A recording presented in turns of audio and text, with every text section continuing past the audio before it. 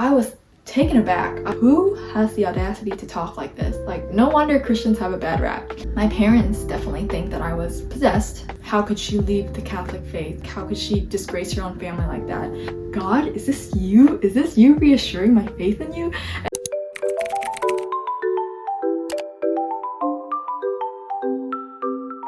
Hi everyone, welcome back to my channel. If you're new, my name is Caitlin and I make videos about my faith and just some of the things that I love to do. So today I thought we'd do something a little bit different, and I kind of just want to tell you guys about how I came to faith and like what that looked like. As you guys can see from the title, I did come from a Catholic background, and so transitioning into that has definitely been a journey and a struggle of its own. So if you guys want to hear all the crazy stories, keep watching and I hope you guys really enjoy. Sorry guys, I had to grab my support big because I'm gonna need it for this story. So let's get started. I grew up in a Catholic household and a Catholic family, I guess, and we were very traditional, very strict when it comes to our faith. We went to church every single week, and there wasn't a week that we didn't go. And all the mandatory masses, all the rituals, and all the sacraments, everything like that we participated in. We kind of just followed the traditions of our family and those who came before us, and so I didn't really know any better, and so I just continued in the footsteps of my parents. Growing up, at least for me, I was probably the most religious, I would say, out of all my siblings, just because I kind of used religion as a coping mechanism. I don't know if this is like a common thing being a middle child, but we were often neglected, and you know, the older child and the youngest child always got a lot of the attention, and so I thought that if I was doing all these religious things that I would receive love from my parents, and that was absolutely not true. Occasionally it was, but I would do like about anything for my parents to be proud of me, or just to even say that they were proud of me. So if that meant like going to church an extra day of the week, you know, I would always be the one to go. Or like going to these prayer things at people's houses, I would always be like, oh yeah, take me with you. So I would really be doing anything, not really understanding what faith really was or what following after Jesus was. I didn't have a personal relationship with God, but I knew that I was drawn to something more and something beyond my reach. As my childhood went on, like middle school and high school as well, I wasn't really much of a wild child. I didn't party, go out and do drugs or have sex and be that child that my parents were worried about, you know. But I definitely had my own struggles. I'm a sinner just like everyone else, and so I definitely struggled a lot with modesty. I always wore very provocative clothing. I also had a problem with lust as well. I struggled a lot. And so yeah, I definitely wasn't, you know, the picture perfect girl who went to church. I wasn't better than everyone else because I did all those things. I thought I was better, but I really wasn't. And it wasn't until COVID, which I think I was in my senior year of high school, where I started getting a lot of Christian TikToks on my For You page, and so I would watch all these TikToks and I would be like, you know, I kind of want to do that. Like I kind of want to you know, read my Bible and read this and decorate it and do all these things. And so I did go through a phase where I kind of just cherry picked all the chunks of Bible verses that I wanted to read, and whatever applied to me at that time, I would read, which was not very biblical, nor was it very productive. So I did that for a little bit, and then I don't know if it was at the beginning of the year or later towards the middle of the year where I downloaded an app called Yubo, where you can like make friends and chat and play games with each other. And so I put in my bio that I was Catholic, hoping to make some Catholic friends. This guy friends me and he's like, what you believe, like your beliefs in your religion are wrong. And he's like telling me all these things in a very almost violent way, which it wasn't violent at all. It was kind of just passionate, but I took it as like an offense. I was like, this guy really is trying to offend me. He was like, this is wrong, you're wrong about this, yada yada yada. And so I was taken aback. I was like, who has the audacity to talk like this? Like, no wonder Christians have a bad rap, you know? And I didn't understand at the time because I was kind of just very stubborn and hard-headed, and I wasn't really open to something besides what I've always known. And so he gave me some Bible verses that would prove his point. He was like, this proves what I said about this. I was like, there's no way. And so that night I started looking up these verses in the Catholic Bible, which was the only thing that we had in this house. And I started reading that, and I was like looking for the verses, and I was like, wait a minute. this kind of makes sense a little bit. And I started asking him more questions. I was like, wait, what about this? And what does this mean? And I think he shared with me the gospel, but I didn't quite understand it at the time. I was like, I know the story, but I don't really know the story, because growing up in church, you kind of hear about Jesus and all the things that, like him dying on the cross, but it didn't really like click. And it kind of just like fell out after that. I started going on almost like a deep dive to find out like who this Jesus guy was. I did a bunch of research. I started reading the Bible. Sorry guys, I live near an airport, so it's super noisy.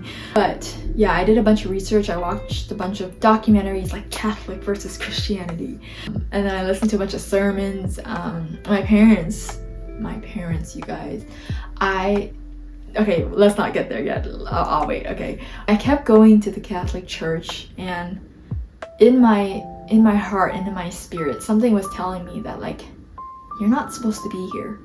And I felt it so heavily. I was like, oh man, it feels really wrong. It feels like, I don't know what it was.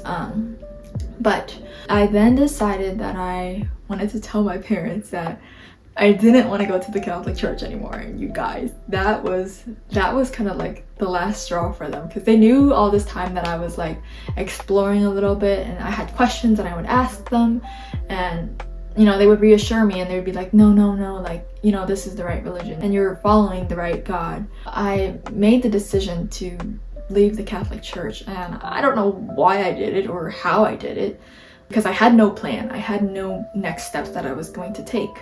You know, I kind of made it easier though that I was during COVID, so we had mass online, so it was kind of easy to like step away and kind of go in my own little path that I didn't know where I was going. But God was gonna lead the way for me, and I didn't know that at the time. So it was very scary. It was very almost lonely at the same time, because you know, I didn't really have anyone, and I started exploring different churches around my area and around where I lived, especially Baptist ones, just because that's what the guy told me. He's like, you should go to a Baptist church and read the KJV Bible, which is the King James Version. And I was like, what the heck does this even mean? Like, this sounds like a Shakespeare poem or something. I read that for almost like a year because this guy told me so. You know, it's crazy how the crazy things that I'll do because someone tells me to do it. And that's what I did with the Catholic Church. I kind of just did what everyone else was doing, and without questioning it. But God took me to a point where he's like, you can ask these questions, you can you know, talk to people. And so during this time of me looking for different churches that are Bible believing churches, my parents definitely think that I was possessed. They really thought there was like a devil in me or something. So they took me to a bunch of priests and nuns that I would talk to, and they would be like, here, you can ask your questions to these people and they'll answer your questions for you. But in my head I was thinking, why don't you guys know how to answer this question as Catholics, as people who are professing that you are Catholic? Why don't you guys know how to answer this? Why do I have to go to a priest? Why do I have to go to someone more knowledgeable? Shouldn't people who claim to be Catholic know about this? And that's something that I kind of discovered. A flaw of the Catholic Church was that, you know, a lot of people don't read their Bibles. A lot of people don't really know about Jesus. Some people do. I'm not saying people don't. There are a lot of people out there who do know the gospel and do know about Jesus and follow after him. But a majority of the people did not know, including my parents. And so I went to these people who knew so much. They went to seminary, so what was I going to expect? That I was going to be able to outsmart them? Absolutely not. I had these questions, I had these verses that I was going to use to support it, and it was just not it, you guys. Like, they were very knowledgeable in the Catholic faith. Me, I didn't really know much about the Catholic faith. I just knew Christianity. I knew Jesus. I knew what I was told from this guy, and yet it made sense, so I believed it because I was reading the Bible throughout all this time, and it never once contradicted itself. And so I knew that something was different. Something was definitely wrong. After all those meetings with the priest, which is really funny, one of them was actually kind of this funny story. I remember one time I went to confession. It was like one of the last few times I went to confession because my parents made me go. And I basically wrote on a piece of paper like all these Bible verses about how we can go to the Father to confess. You know, we don't have to go to a mediator. Jesus is our mediator. I wrote all these verses, and I gave it to him, and I just knew he was like, after my confession, I was like, I know you can't forgive sins, and so here you go. And I could feel the steaming that was coming from him. But that was like kind of a funny story. But yeah, it was definitely hard stepping away from a lot of things that I was used to, like doing the prayers and doing the sign of the cross and like praying the rosary. That was definitely something that I was so used to. Once I stopped doing that, a lot of my family members, especially the older grandparents and aunts and uncles, they definitely were judging me. I didn't hear about it firsthand, but I would hear from my parents or from my sister or siblings or cousins or whoever that they would be talking about me, and that they would say that, like, how could she leave the Catholic faith, and like, how could she disgrace her own family like that? And something that was very hard was kind of having them understand that just because I leave the faith doesn't mean that I'm abandoning our family. They kind of connect religion and faith to your family. So if you abandon that, you basically abandon your family. And it was not like that at all for me. I didn't see it like that. But you know, traditional millennials are very stubborn and stuck in their own ways sometimes. And so I didn't blame them. But I did land in this one church. It was a small church near my house, and it was only about like 8 to 11 people. And they were all older than me. You guys, they were probably like 50 years old or 60 years and older. And I went every single week for about almost 6 or 7 months, I believe.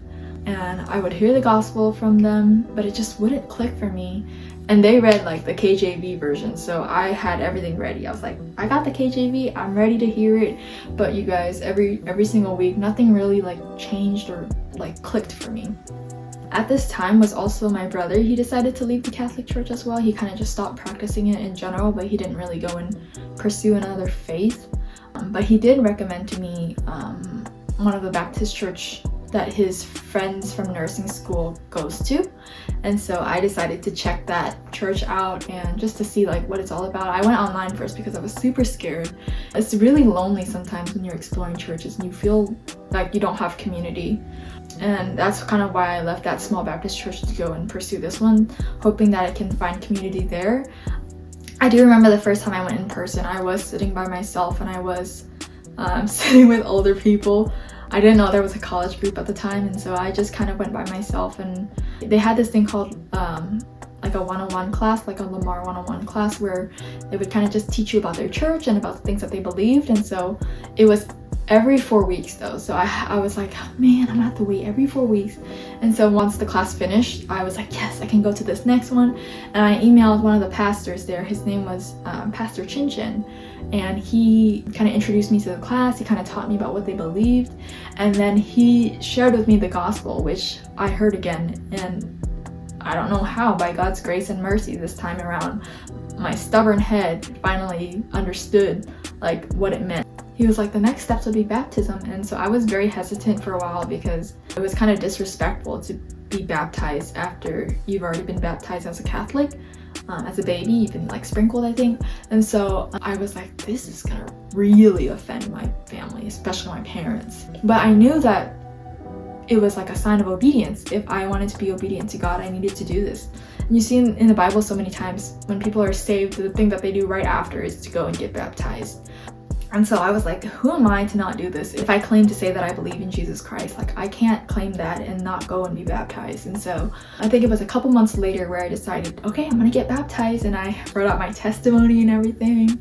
And I was bold enough to invite my family and my parents and my friends and my siblings. My parents didn't end up going, but my siblings did come and support me, and one of my friends. But I remember after being baptized, they all left, and it felt really lonely.